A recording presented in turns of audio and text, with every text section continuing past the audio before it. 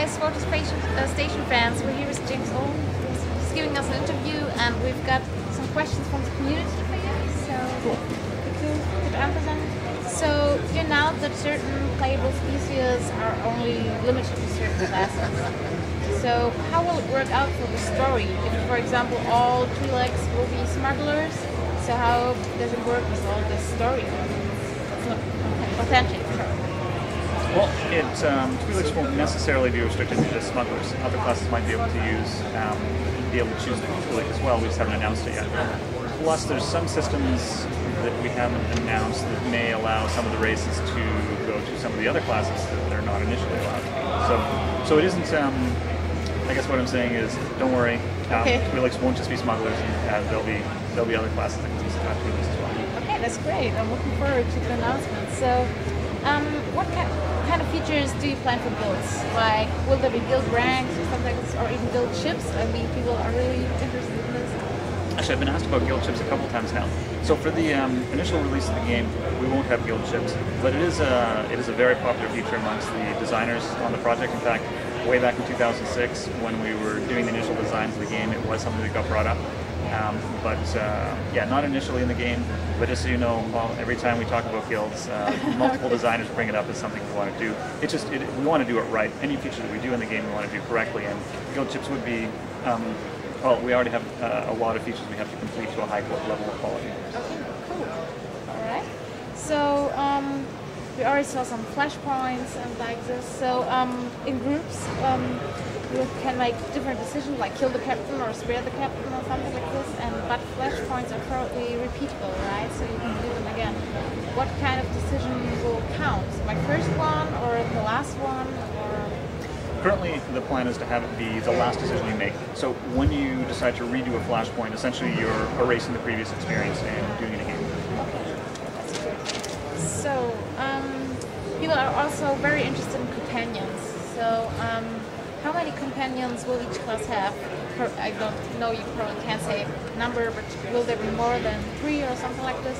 And people worry, for example, if their healer companion, if they make him angry and he runs off, will they be left without a healer companion at all, or will there be another one they can pick up? Well, I can't give you an exact number. I can't say how about more than 3, less than 10.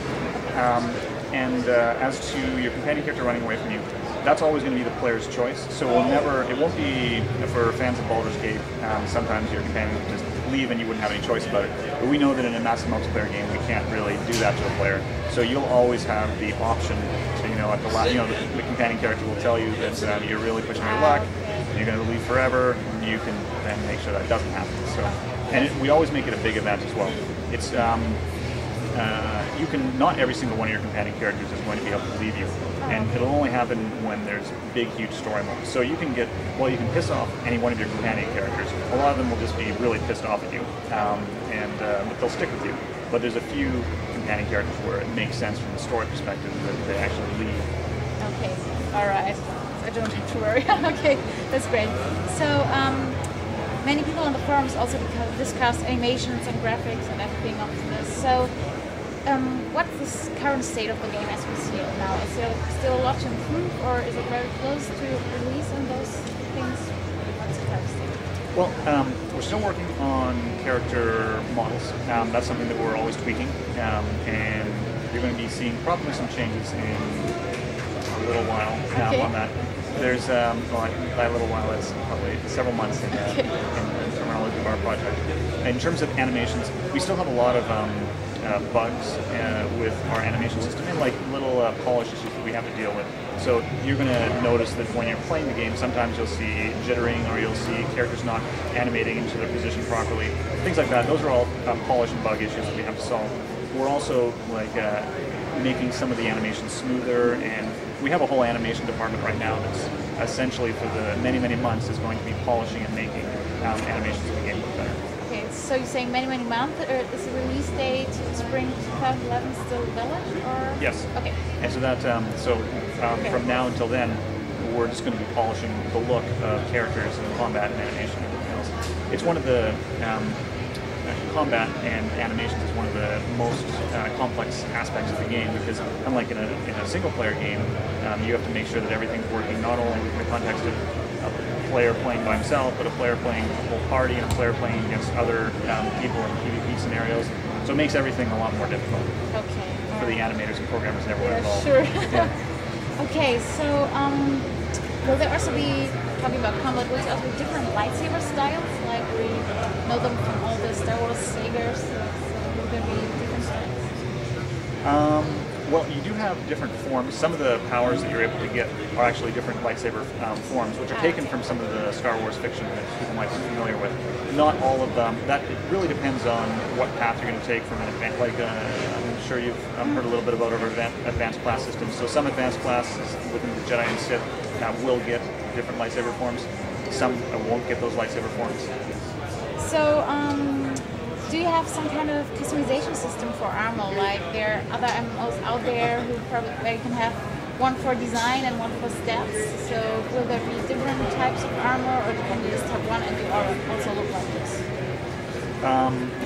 Well, we do have thousands of armor sets throughout the game. So every single class has a whole bunch of different armor sets you can choose from. There's a whole bunch of armor sets that are not class specific, but can be used by any of the classes. We actually have a whole a hallway wall that stretches like maybe twice as long as like this wall right here, with little cards with the armors, like the concepts of it, and it just goes on and on and on. All right, great. Tell us a bit about crafting. We're probably going to, in the future, near future, we'll be talking more about crafting. I can say we do have a crafting system. You know, it's going to, the dynamic is going to be classic in that you go around the world and you harvest.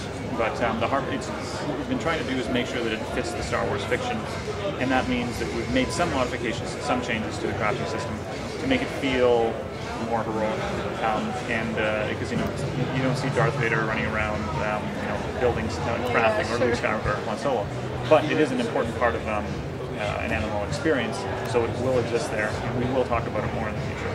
We'll look forward to this. So you already announced PvP war zones. Is there going to be something like open PvP or other options too, or will they be limited to those war zones?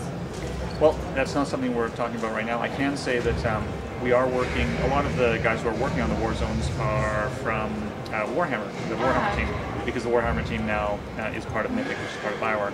So that gives us a lot of experience there, and they're very interested in that stuff, like that style of PvP combat.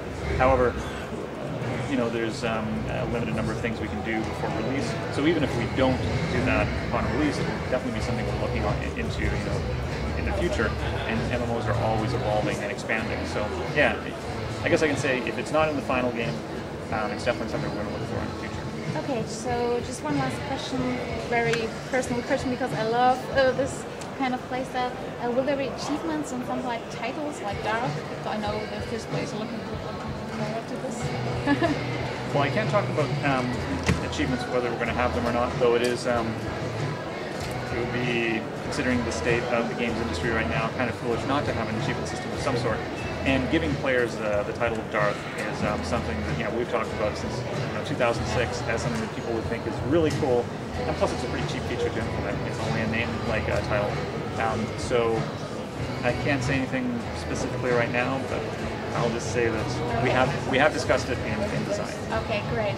So is there anything else you'd like to tell our community? Probably something we have to know about the Old Republic, which we don't know yet, perhaps? I know.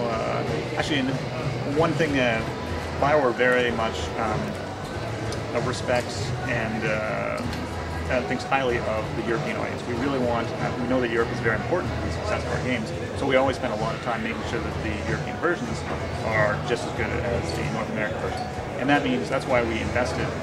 When you think about the fact that we have more voiceover in story than any game in history, and the fact that we localized it into German and French, I could tell you, I can't tell you the cost, but I can just say it probably could finance an entire game, just the, doing the German localization and the French localization. But we really want to give that experience to our audience in Europe. Great. So thank you very much for answering our questions, and have a great show with Gamescom. Okay, thank you. Thanks.